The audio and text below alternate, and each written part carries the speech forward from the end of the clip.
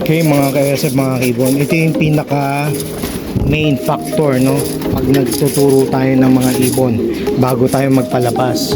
At least sa 1 week dapat magkaroon sila ng recall. Every time na magpapakain tayo, dapat nagwi-whistle tayo. Kaya ayan, tapos pinapatunog natin para maiwasan natin yung maging maligalig sila, maging mailap. Saka pag pinapatulog natin yung ganito, lumalapit sila. Yan, importante nagwi-whistle dyan tayo. Kailangan yung connection natin, yung between, no, yung ugali ng ibon natin tsaka yung relationship natin sa ibon natin dapat maging close tayo, no. Hindi sila maging mailap. Yan lang, no, tips lang natin mga ka-SF. So, bubuhos ko na to. So eto mga 13 birds, ginagawa ko ng times 2 yung pakain natin.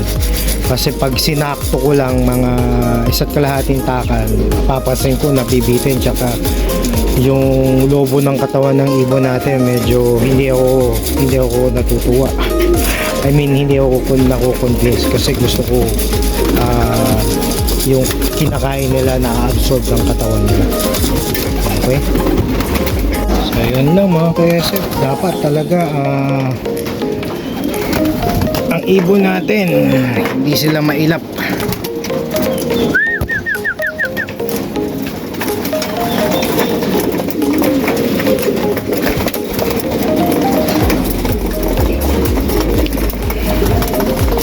So every time na magpapakain, datahin, nahawak-hawakan natin yung mga ibon natin mga ka-SF. Ayan, ganyan.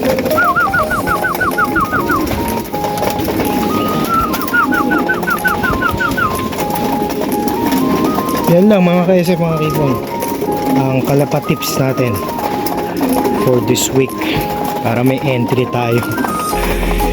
At least 2 to 3 vlogs in a week, no? Okay.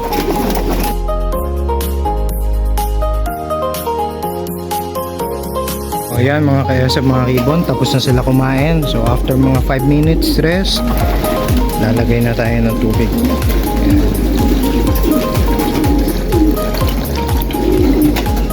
Okay.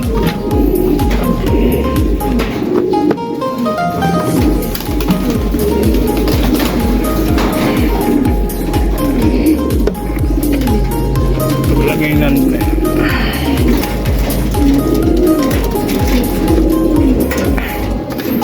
Yan.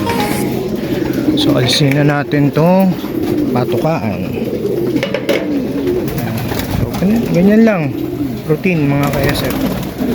So ito yung first week nila dito sa ating bilaran, labas-pasok lang sila. Okay, so hopefully by next week Saturday, ika-second week ng May, makapagturo na tayo. Okay, yan lang mga ka-SF, mga kibon. Bye.